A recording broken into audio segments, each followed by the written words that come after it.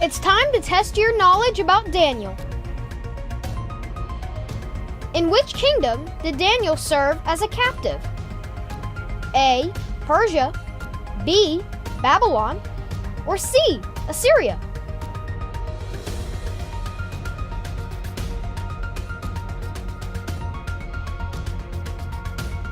The answer is B. Babylon. Which king of Babylon took Daniel into captivity? A. Nebuchadnezzar, B. Cyrus, or C. Darius?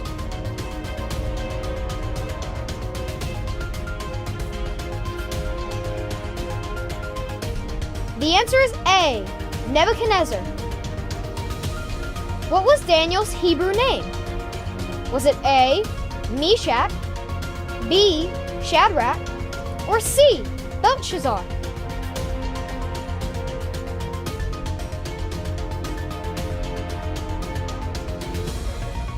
The answer is C.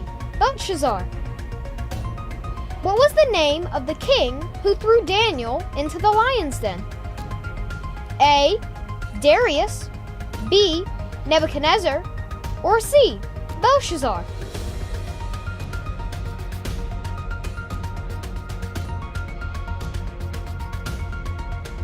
The answer is A. Darius. What miraculous event saved Daniel from the den of the lions?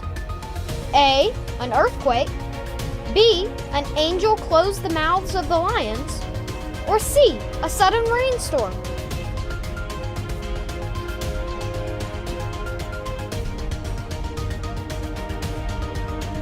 The answer is B. An angel closed the mouths of the lions. How many times a day did Daniel pray, even when it was forbidden?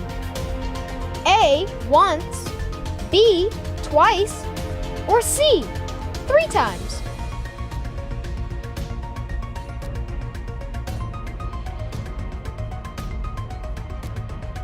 The answer is C. 3 times.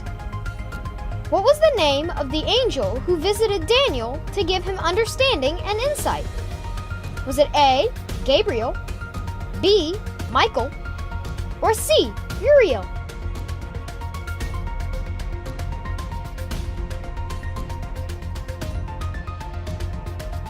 The answer is B. Michael. What was the punishment for anyone caught praying to a god other than the king in Daniel's time? A. Exile, B. Stoning, or C. Being thrown into the den of lions?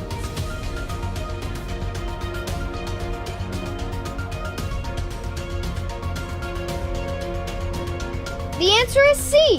Thrown into a den of lions. At what age was Daniel taken into captivity in Babylon? A. 12, B. 17, or C. 16?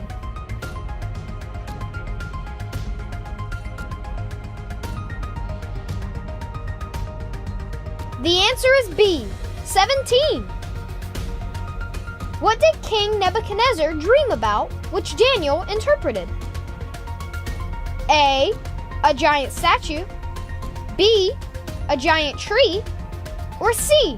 4 great beasts?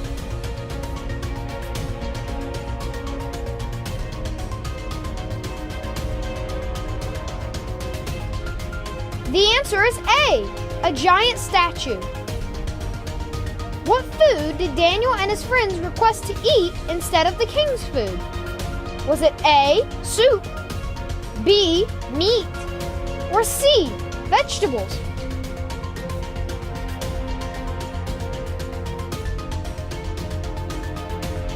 The answer is C. Vegetables. What was Daniel's position in the Babylonian government? Was it A. Governor, B. Prime Minister, or C. Treasurer?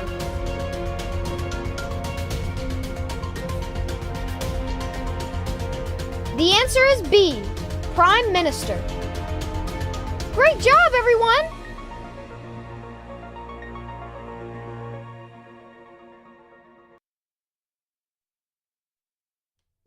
All right. Good evening. Glad to have you joining tonight. Just want to check the Facebook feed real quick, see if there's anything in there that I need to say. I'll try to monitor these tonight.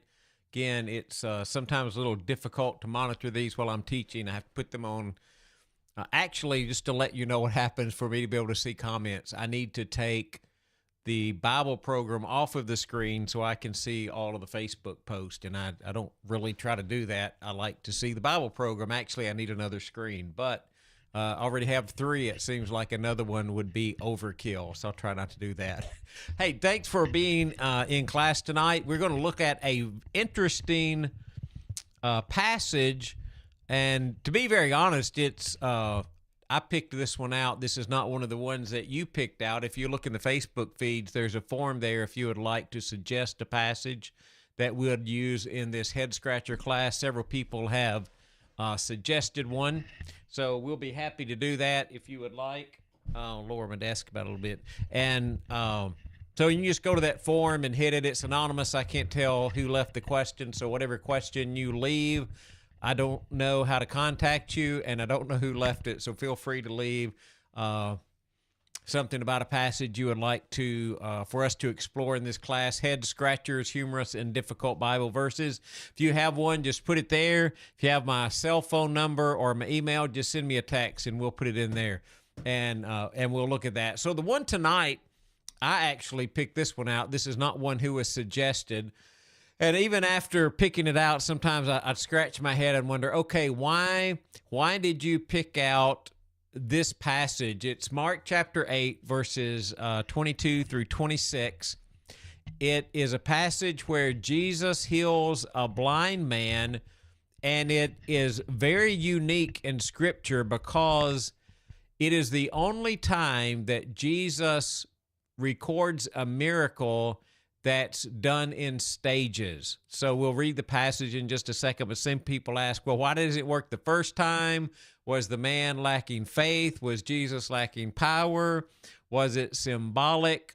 Why does it occur the way that it occurs? And it's a really interesting parable. I mean, a really interesting miracle. Sorry, looking at a message there. It's a really interesting miracle, and a lot of, I think, really good lessons from it, but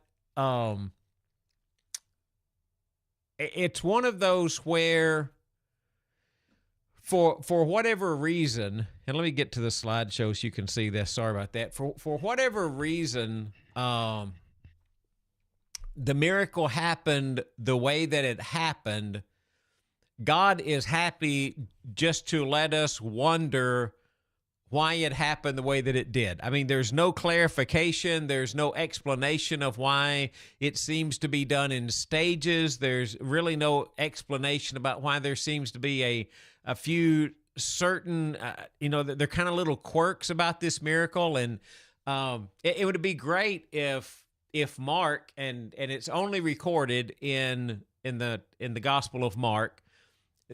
This miracle is only recorded in the Gospel of Mark, and another miracle that has some similarities to it is also only occurs in the Gospel of Mark, and that is where Jesus heals a deaf and mute man, and there are some similarities to this one, but maybe we'll tackle that at another time. Probably won't try to look at that tonight. And it's also a complete healing. I mean, when Jesus heals this man, he's completely healed, but it's got this really unique second attempt. Hang on just a second. Let me see if I can fix that box on my screen. Sorry.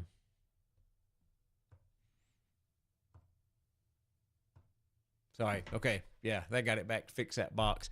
So it's really unique in that respect. The other one is in Mark chapter 7, verses 31 through 37, if you want to look at that. And it's a somewhat similar story about healing of a deaf man.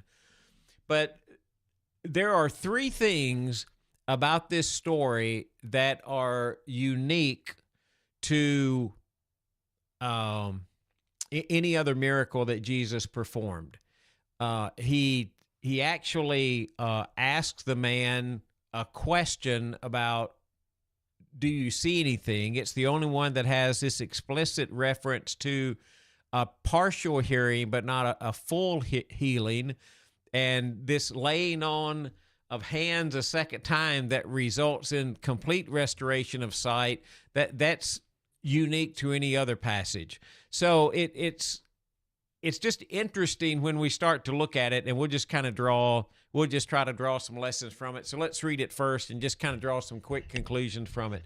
I'm sorry when I did what I just did, it kind of made me look transparent. That's something I have to work on with a video system, and when I reset it like that. So if I look transparent tonight, sorry about that.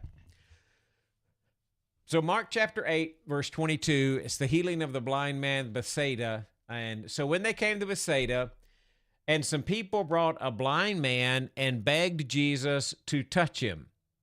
And he took the blind man by the hand and led him outside the village. When he had spit on the man's eyes and put his hands on him, Jesus asked, "Do you see anything?" He looked up and said, "I see people. They look like trees walking around." Once more, Jesus put his hands on the man's eyes. Then his eyes were opened, his sight was restored, and he saw everything clearly. And Jesus sent him home saying, "Don't go into the village." That's a really short passage. There's a couple of things just at the beginning I would like to say. They're just observations. One is, I don't think when you read the passage, the man was born blind. I think something happened to him, either a disease or an accident that caused him to be blind. Now, the text doesn't say that, and so that's only my speculation. Okay, so remember, it's just my speculation. It's not text. The reason I think that is he knew what people looked like, and he knew what trees looked like. He said, "I see people, and they look like trees walking around." So it almost appears that he had at least some knowledge of what people and trees would have looked like. The other thing that's unique in this is Jesus takes this man outside the village. Like, he takes him by the hand, and he takes him outside the village. And the idea of spitting on his eyes and the miracle we were talking about in Mark 7 that's similar to this, Jesus spits, and he heals the man's ears and he spits. But in here, he takes the man outside the village. In a lot of other miracles, Jesus does it in the presence of everybody, but it almost seems like he takes this man kind of off by himself, and then after taking him off by himself, he doesn't let him go. He tells him not to go back into the village, which I wonder, and this again is just my speculation, was the man from Bethsaida, or was he visiting there from somewhere else? Because he doesn't go back there, so it implies that he had to go somewhere else. And so I don't know if his home was there or not, but he's told not to go back into the village. And someone else brings the blind man to him. So when you look at that, you think in a way, did the man have faith, or did his friends have faith?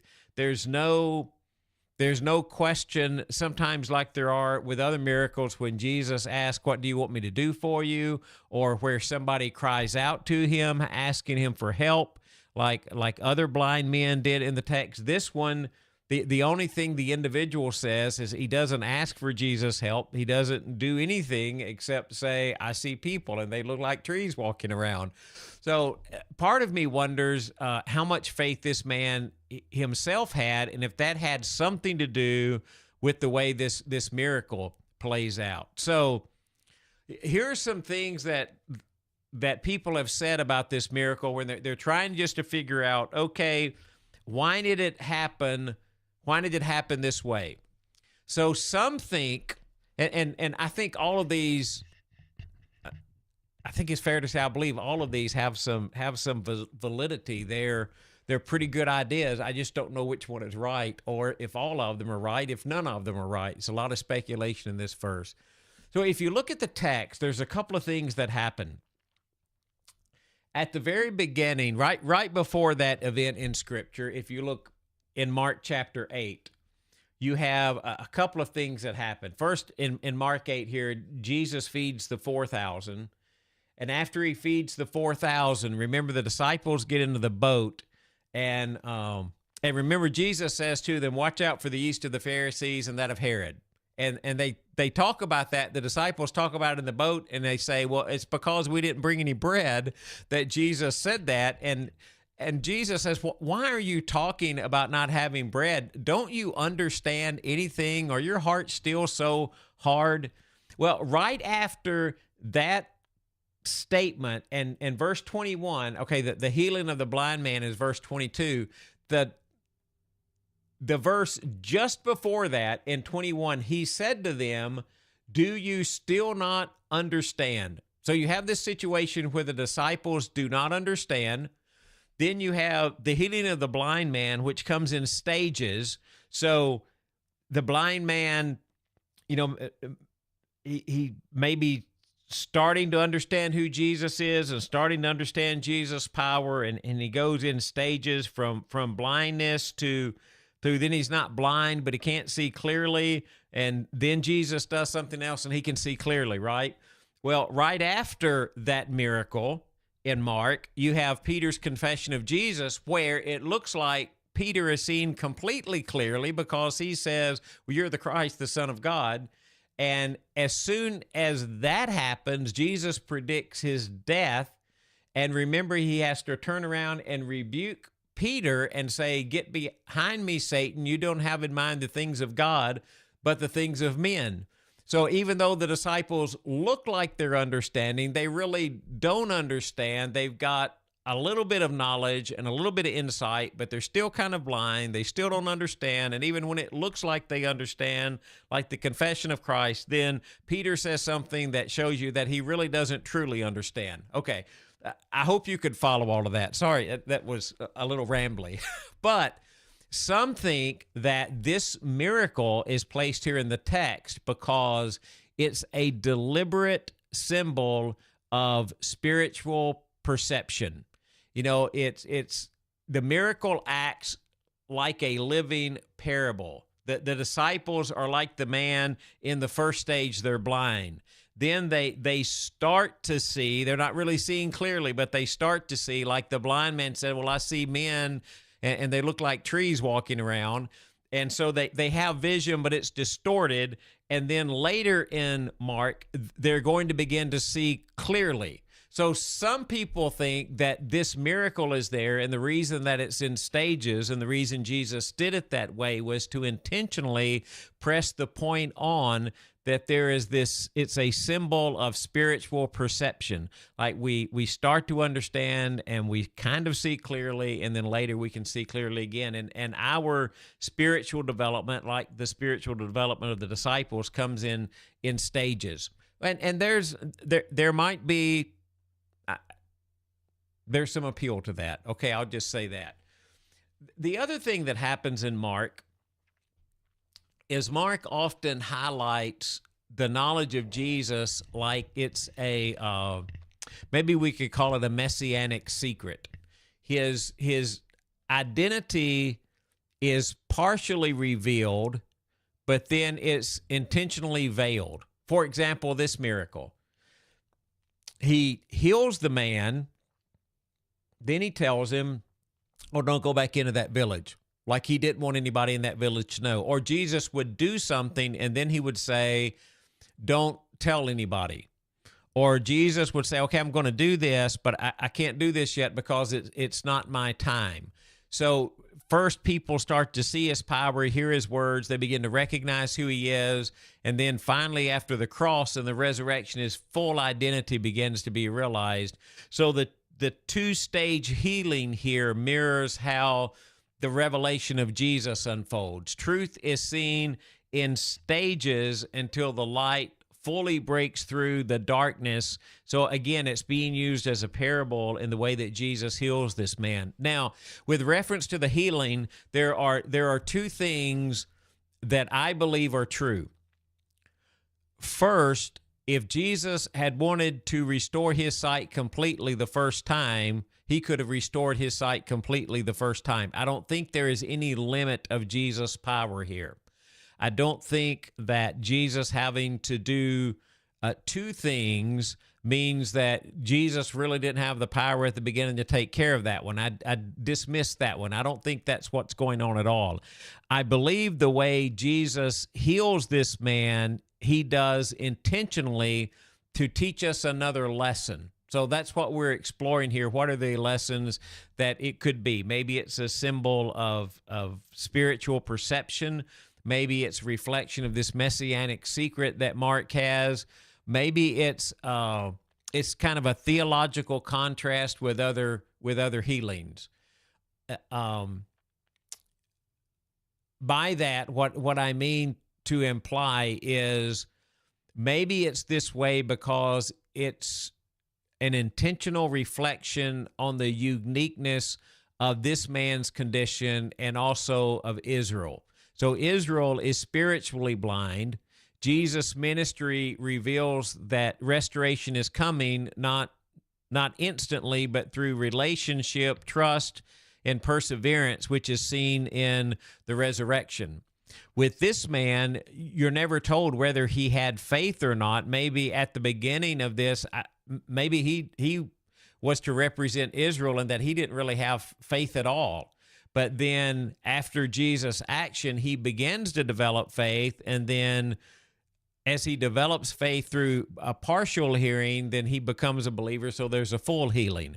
I don't know if that's the case, but the man really is a unique illustration of what's happening with the nation of Israel, because they're blind, they begin to see, and then hopefully they can see fully, which some of them did by becoming believers in Jesus, and then some of them rejected him. So maybe that kind of theological contrast with other healings is meant to show an illustration about what happens with Israel and how they start to gain spiritual sight. Maybe it's just an illustration of Jesus' sovereign methodology. And that's kind of strange wording, but what I'm trying to communicate with that is Jesus doesn't always heal according to some formula or expectation. He's not a magician. His miracles, they're not mechanical. They're personal, they're relational, and they're purposeful. So maybe part of the message is Jesus isn't constrained by the expectations of how we think Jesus ought to heal. His power is sovereign, and it's tailored to the person before him. In other words, Jesus doesn't do the same thing every time with everybody. And I think that's probably true in the way that Jesus relates to us. So maybe there's something special about this man, and Jesus is trying to emphasize through the two-step healing, I deal with people where they are. I deal with people where I have relationship with them, and I'm not constrained to do things the way that somebody else thinks I ought to do them. And there's probably a lesson to be learned in that, because how many times do we, either by prayer or thought, think Jesus needs to do something a particular way, and it's not that Jesus might not do the thing that we're asking, but he doesn't do it the way that we think he ought to do it. And I think maybe this is just an occasion where Jesus is showing, hey, I can use different methods for different purposes when I choose to do that. Now, here's another possibility. I'm throwing a bunch of them out at you. If you want these as a list later, send me a text. I'll send them to you. Maybe it's to emphasize the importance of faith independence. And what I mean by that is something we've already alluded to. There's no direct mention of this man's faith anywhere in the story. He's brought by others. Jesus leads him out of the village to a private meeting. The gradual healing could illustrate the necessity of trust and the dependence of the man, because, full sight, both physical and spiritual, comes through staying with Jesus and allowing him to complete his work. So maybe this is Jesus' way of using a miracle as a parable, that the healing journey isn't always instant. Jesus, he starts something with us, and then he completes that over time drawing us into deeper trust. He develops that relationship with us, and he causes that trust to deepen in the way that he deals with us, in the way that he interacts with us. So maybe this particular parable is supposed to be an example of that, because it fits exactly the way it should fit in the story, if that is the case. Maybe this is a contrast to the spiritual blindness of Bethsaida. Remember, he has already rebuked Bethsaida for its hard-heartedness and its spiritual blindness, because they did not respond to the miracles that were performed there. And so they've already been rebuked because they didn't accept the miracles that were performed in their presence. I mean, in that very place. Maybe the way Jesus does this, it's just a rebuke of the town's refusal to see him clearly, even leading him out of the city before he would heal him. That healing underscores how dull and resistant Bethsaida had become. So even healing there had to break this fog of apathy about Jesus. Maybe that's why Jesus led him out of the city before he would heal him. And maybe the man is representative of that spiritual blindness that the city has.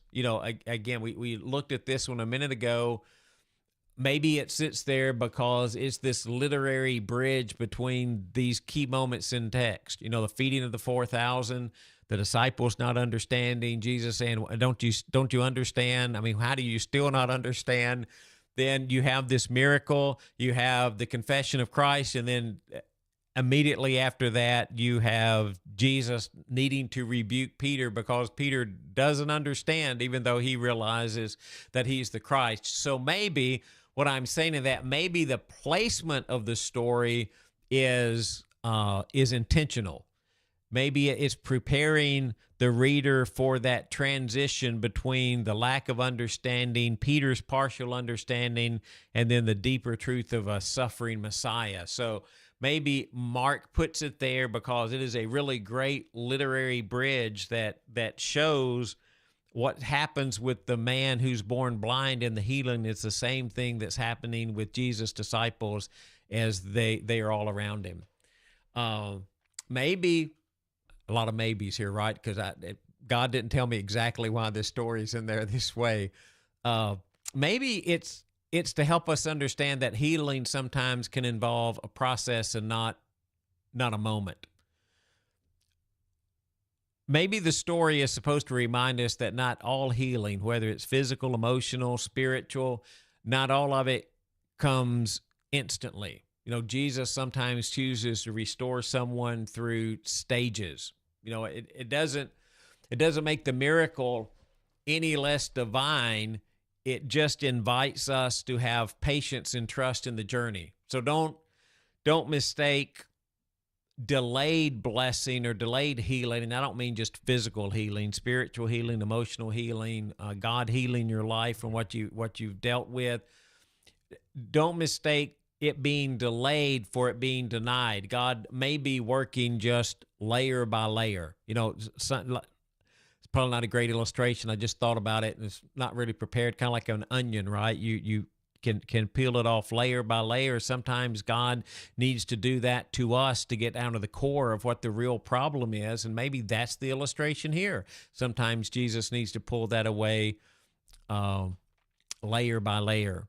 So here are a couple of just practical illustrations. I know this is kind of a different class, but here's some practical illustrations. We'll based on the things that we looked at so far, I think here are some practical illustrations you can take away. Number one is Jesus sometimes leads us away from the crowd to heal us. He took the man out of the city. And I don't want to make too much out of that, but I think it can make a good practical point of sometimes what God needs to do to us. Sometimes God needs to take us away from the crowd we're in, away from the people that we're a part of, and he needs to take us off by ourselves to have that time for healing and renewal.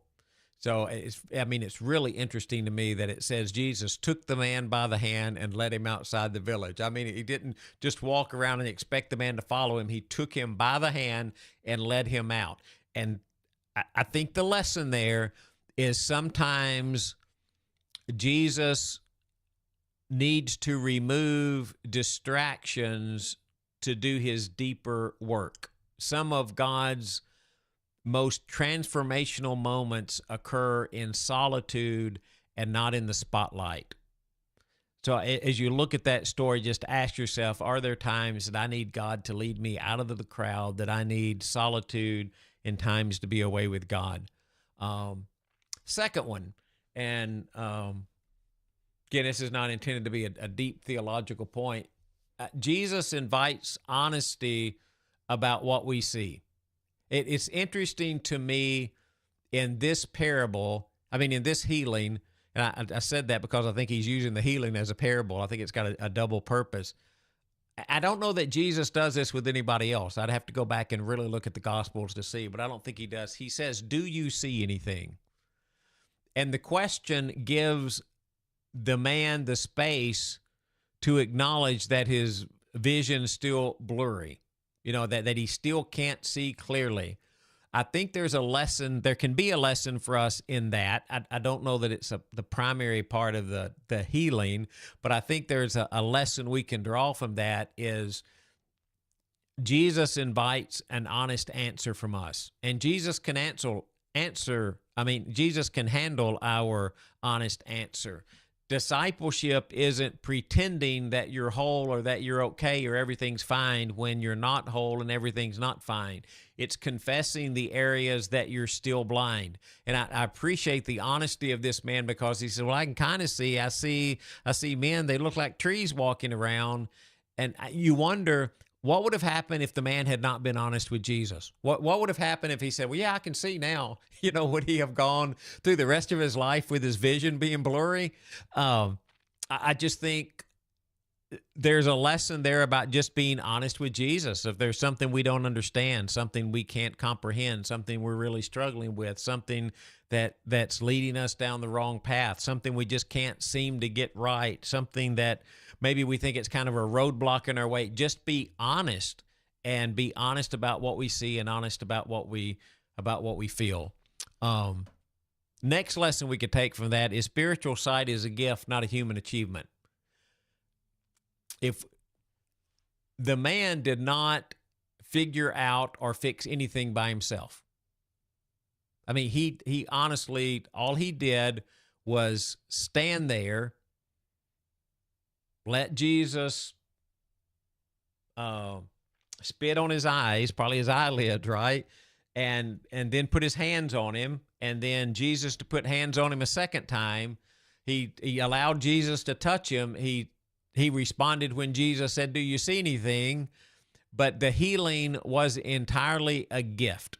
He did not do one thing. It doesn't say he had faith. It was a gift. So spiritual clarity comes by grace. We don't get it by intellect or tradition or effort.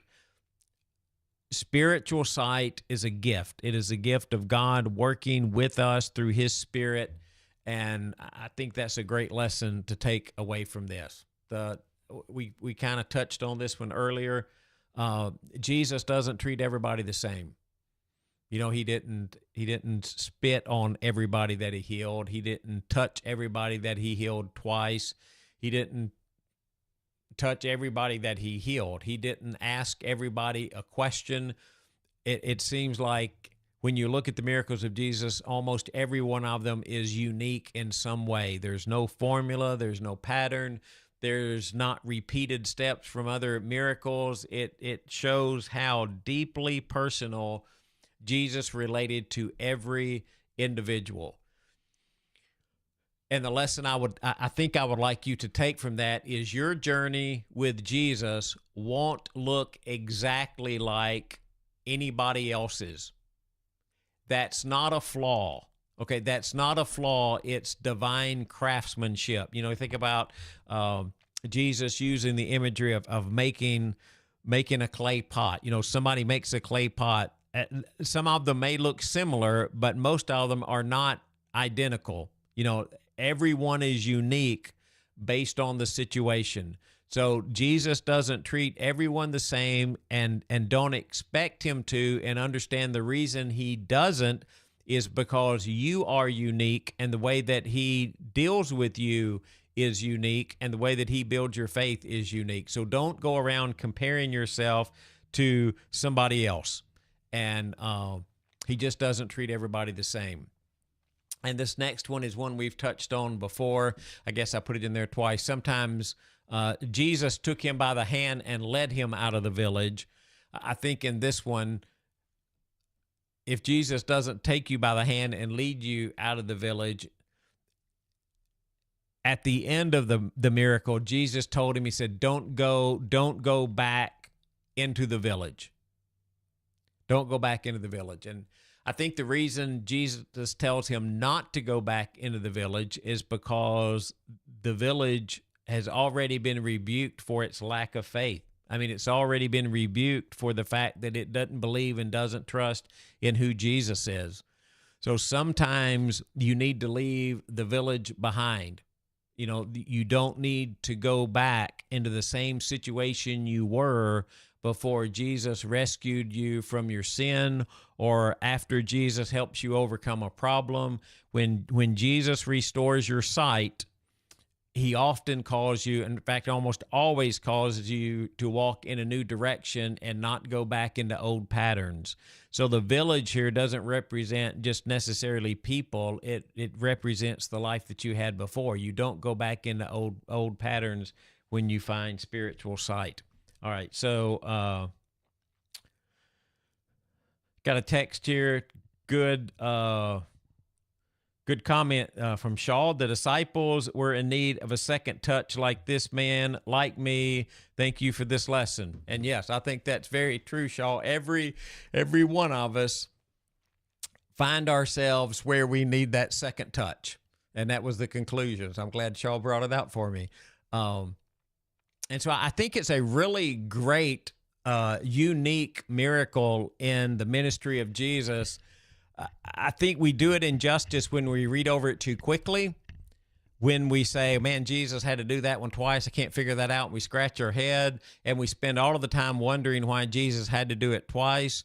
But at the same time, we need to wonder about it enough to pull some of those really, really good lessons from it. So I hope in all of that you found a good lesson, maybe a couple of good things you might want to jot down and put in there. Sunday morning, the sermon is The Glory of the Lord. It's a look at Jesus and Ezekiel.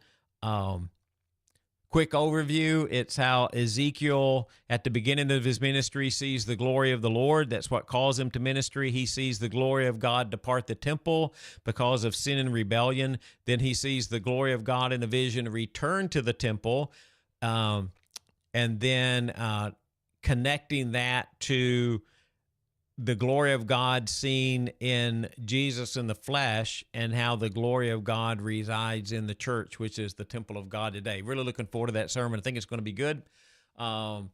If you tried to get my book this week, I'm sorry it wasn't on sale Monday, but if you want to get it from now until Saturday, the ebook on Kindle is free. So just go get it while it's free. Don't buy it later. Go get it while it's free. And the paperback is only $5.99 instead of $12.99. That was, but if you want to grab that, you can get that. Sunday morning Bible class, we are doing still the lesson on the Holy Spirit, fueled by fire, the Holy Spirit. So looking forward to teaching that. Let me see if there are any questions sitting out here on Facebook anywhere. Sorry, it takes me a second to get though. Don't see any comments there. So I hope you have a great evening, and we'll try to do this again next week. Good night.